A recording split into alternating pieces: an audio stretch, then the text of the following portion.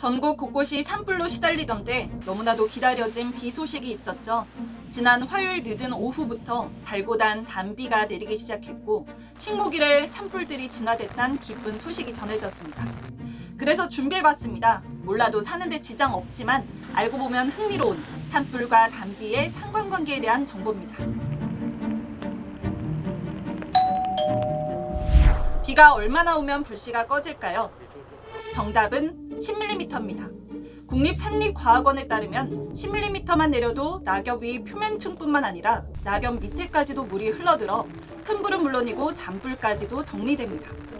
지난달 경남 하동군에 위치한 지리산에 큰 불이 있었을 때 20mm의 비가 내려 잔불까지 정리한 것처럼 말이죠. 산불이 난 다음에 오는 단비 말고 미리 오는 비도 단비일까요? 요즘처럼 건조할 땐 산불 전에 내리는 비도 단비입니다. 낙엽이 수분을 머금고 있어 불이 날 가능성을 억제한다는 겁니다. 그렇다면 최소한 어느 정도 와야 산불이 예방될까요? 최소한의 산불 예방 효과를 누리기 위한 최소 강우량은 5mm 정도입니다. 5mm 정도 왔을 때 약 하루 정도의 산불 예방 효과가 있는 것으로 나타났고요. 5mm만 내려도 25.1시간 하루 넘게 산불이 나지 않게 해준다는 겁니다.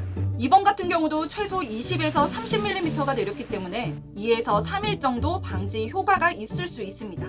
낙엽의 물기가 18% 정도로 떨어졌을 때 산불이 발생하기 쉬운 최소 조건이 되기 때문이랍니다.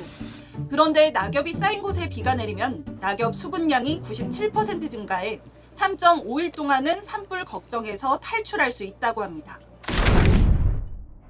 산불이 난 다음 드는 걱정, 산사태입니다. 나무는 타고 비로 흙은 젖어 물은 산에 흙이 무너져 내리는 건 아닌가 하고요. 다행인 건 당장 위험하진 않다고 합니다. 산림청에 따르면 산불이 난 뒤 비가 내려도 3에서 5년 뒤에야 산사태로 이어집니다. 3년 정도 지날 때부터 나무 뿌리가 썩는데 나무 뿌리가 나무와 흙을 잡아주는 힘이 약해지기 때문에 그때부터 산사태 위험이 높아진다고 합니다. 대신 흙더미가 흘러내리는 위험이 크다고 합니다. 빗물을 차단하던 나무가 타 사라져 빗물이 직접 땅으로 떨어지는데 땅속 유기물도 타서 땅으로 흡수도 안 된다고 합니다. 결국 흙을 떠안고 강 하천 같은 데 쌓이며 범람의 위험 요소가 됩니다.